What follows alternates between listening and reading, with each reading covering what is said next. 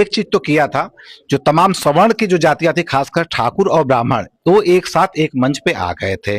लेकिन ये मुद्दा आ जाने से सोशल, ये हम नहीं कह रहे, सोशल मीडिया पे देखिए आपके समर्थन में ब्राह्मण मोर्चा संभाले हुए है, मुख्यमंत्री के समर्थन में ठाकुर मोर्चा संभाले हुए। तो और ब्राह्मण जो थे यूजीसी के मुद्दे पे जो एक साथ खड़े थे, इस मुद्दे पे एक साथ न होके अलग अलग बट गए। तो कहीं ना कहीं ये यूजीसी का जो एक आंदोलन था, कहीं उसको भी तो तोड़ने की कोशिश नहीं है?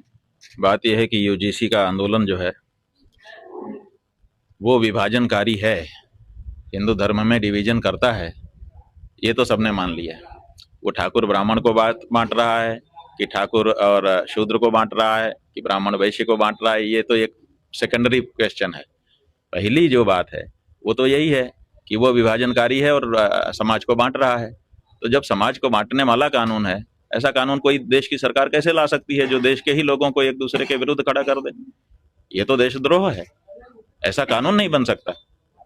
सवाल तो यही है कि ठाकुर और ब्राह्मण एक मंच पे खड़े थे, एक दूसरे के लिए आवाज उठा रहे थे। जेएनयू में जब ब्राह्मणों को भगाए जाने का मुद्दा उठता है तो राजपूत आता है, राजपूतों के खिलाफ जो मुद्दा आता है तो ब्राह्मण आता है। लेकिन यहाँ सोशल मीडिया पे देखिए ना, मेरा प्रश्न यही है कि आपके समर्थन में ब्राह्मण मोर्चा संभाले हुए हैं, योगी जी के समर्थन में ठाकुर मोर्चा संभाले हुए हैं, तो क्या ये बट नहीं गया फिर से?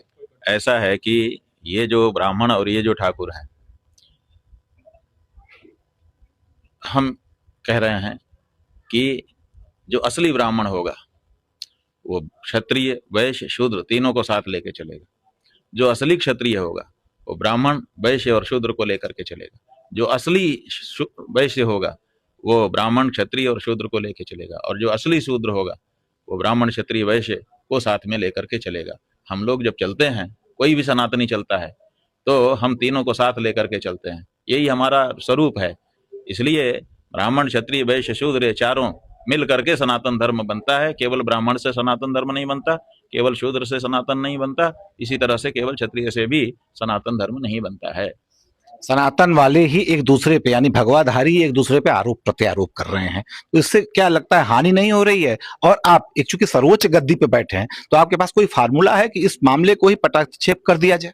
बात यह है कि आप लोग कहते हैं भगवा भगवा लड़ रहा है, ठीक है, क्योंकि आपकी स्थूल दृष्टि है।